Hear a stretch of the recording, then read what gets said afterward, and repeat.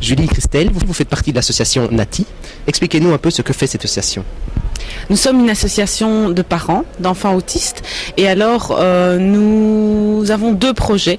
Le premier est de pouvoir permettre aux familles d'avoir des loisirs ensemble.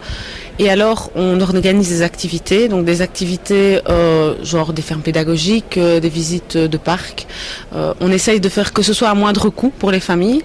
Et la deuxième chose, c'est la sensibilisation à l'autisme. Donc ça veut dire essayer un petit peu d'expliquer ce que c'est que l'autisme pour essayer que les gens sortent un petit peu des clichés qui sont ceux qu'on voit dans les films, ceux qu'on s'imaginait déjà toutes les deux avant d'avoir nos deux petits garçons. Donc voilà. Alors comment fonctionne cette association? Est-ce grâce aux dons? Oui, donc l'association est une association qui n'a pas de subside, qui a été créée il n'y a pas très longtemps, il y a moins d'un an. Donc c'est Christelle, la présidente de l'association, qui l'a créée et je l'ai rejointe.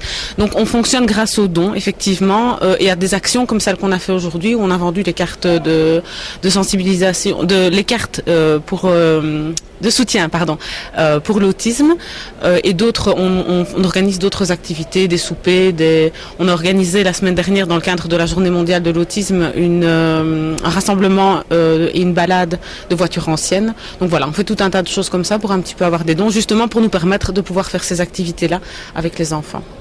Alors comment peut-on rentrer en contact avec l'association et vous aider? Alors, il y a plusieurs possibilités. Vous pouvez aller sur Facebook, sur sensibilisation à l'autisme. Vous trouverez la page de l'association. Vous pouvez contacter l'association par mail aussi, asbl.nati@outlook.be.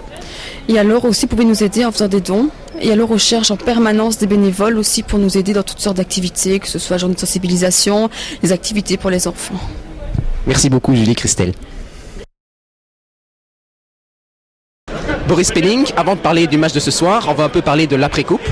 Comment gère-t-on une défaite comme celle-là et comment se passent les jours suivants? Ça a été un peu difficile après la défaite parce que c'est quand même un coup sur le moral, parce que perdre un point contre Ostende, c'est pas toujours évident, surtout en finale de la Coupe de Belgique. Mais voilà, je pense qu'aujourd'hui on a montré qu'on est resté solidaire et qu'on a vraiment digéré cette finale et qu'on a surtout joué en équipe. Et voilà, avec mon ami John Fields, on a fait un bon boulot. Donc voilà, je pense qu'aujourd'hui on a vraiment bien réagi en équipe et on a montré qu'on était passé outre cette finale et que voilà, le plus important c'était la victoire, et on l'a fait avec la manière, donc c'est d'autant mieux. Oui, ce soir, Liège était tout simplement plus fort pendant au moins 3 quarts temps. Mais c'est ça, le deuxième quart-temps, on a eu un peu du mal. On les a laissé trop courir, on a laissé trop de contre-attaques, on a laissé aussi trop Freeman ouvert pour les shots, et on sait que quand lui il est ouvert pour le shot, ça rentre. Donc voilà, à la mi-temps, le coach nous a demandé de resserrer en défense, et je pense qu'en deuxième mi-temps, on a vraiment fait un très très bon boulot en défense. Et après voilà, quand la défense va bien, en attaque ça roule. Donc voilà, je pense qu'on a respecté vraiment les consignes à la lettre. Et en plus de gagner de 20 points dans un derby contre Pépin Aster, on ne peut pas demander mieux. Et surtout pour l'avérage qui nous met positif par rapport à eux. Voilà, quand on regarde le classement maintenant, c'était une victoire qui compte double. Les playoffs sont en bonne voie. Et c'est ça, c'était vraiment important de gagner aujourd'hui. De plus de 7 points surtout pour avoir l'avérage. Et maintenant voilà, il reste encore 3 matchs, donc on ne peut pas prédire l'avenir, mais voilà, c'est clair que c'est positif pour les playoffs.